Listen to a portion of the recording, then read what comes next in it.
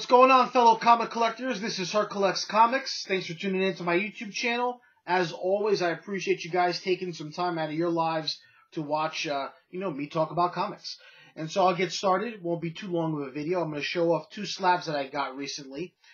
Both are CBCS slabs, which is rare for me because my preferred company is CGC, and any of the other books that you ever see me show will usually be that company. But I'm also going to talk a little bit about why that is, just share, an observation really, not really a criticism, because obviously I don't have a problem with CBCS. Well, let me word that differently. Obviously I don't have a problem buying CBCS because I have two books here.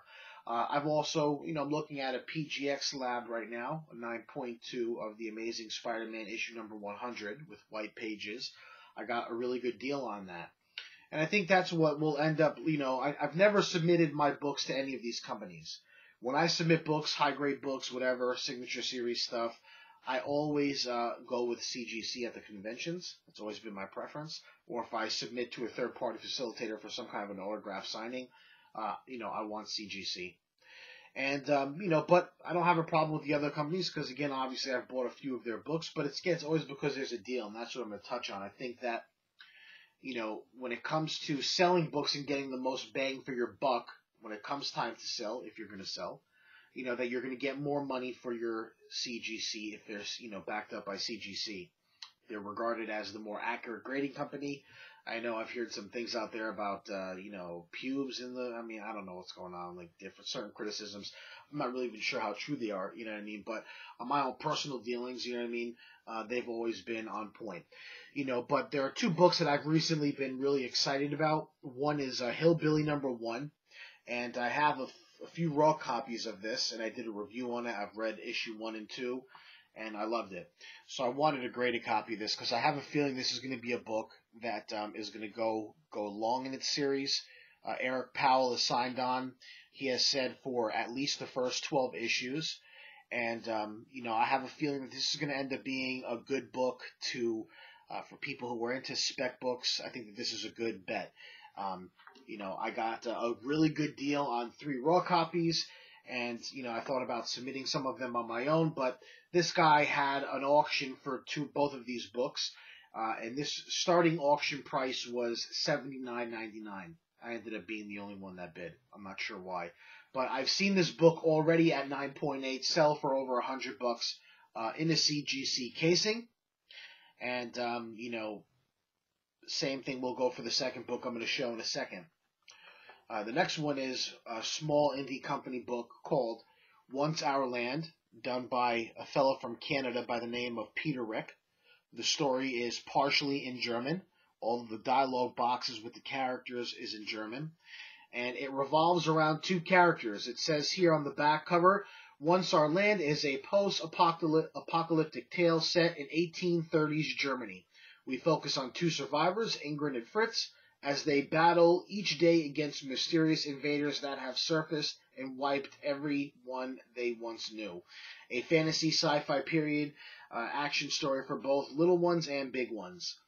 This first printing was limited to 3,000 copies. It started off as a Kickstarter project where hardcover books, I think only a total of 500 were made. The guy was trying to raise $5,000 to do I think to cover the printing expenses for, 500 copies, if I'm not mistaken.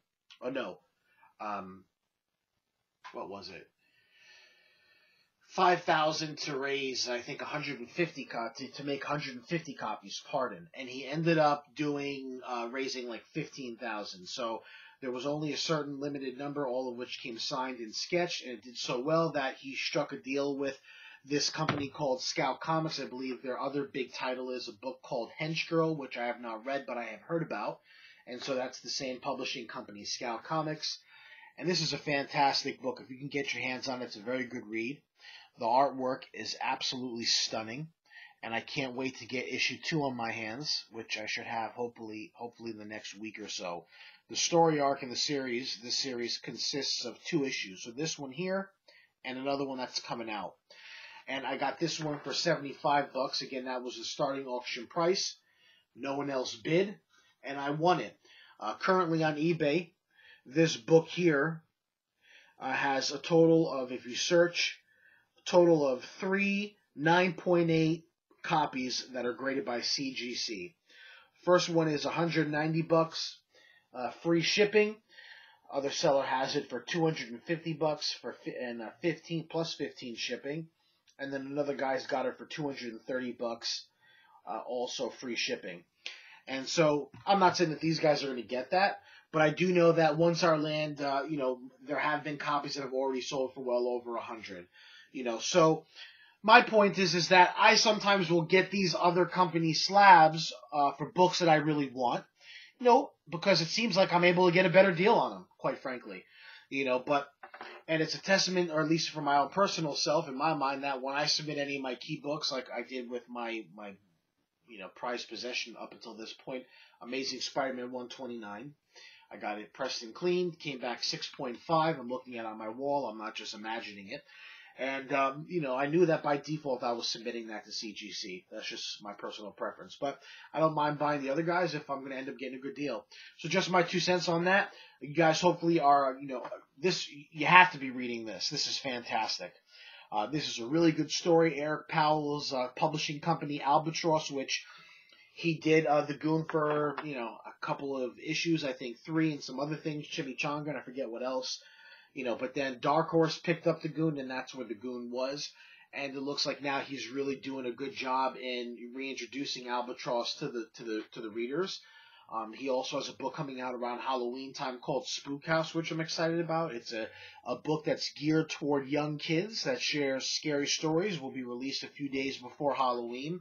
I've got a few copies of that, and I hope, my son's 4, he'll be 5 in April. So maybe he'll still be too young for it, but I'm hoping that it's not too bad where I could maybe share with him. If not, then maybe when he gets a little older. It's a little hot in my basement. I apologize for that. We had a streak, I should say, last few days of hot weather in New Jersey. And tomorrow, I think, will also be a hot day. It'll reach the 90s. And what else? So they're also got another book entitled with some different artists in Albatross coming out in the new year called Non-Wolf. Fabian Rangel, and I forget who else is working on it, but that also looks interesting. And so, again, Once Our Land and Hillbilly, both 9.8 white pages. Happy to have these books in my collection. If I can get Eric Powell at some point at a convention or a signing down the line to get him to autograph this, because I've loved this series so much so far, I'll be happy to crack this and submit it for an autograph. So that's pretty much it. Thanks for tuning in, and I'll catch you guys down the line.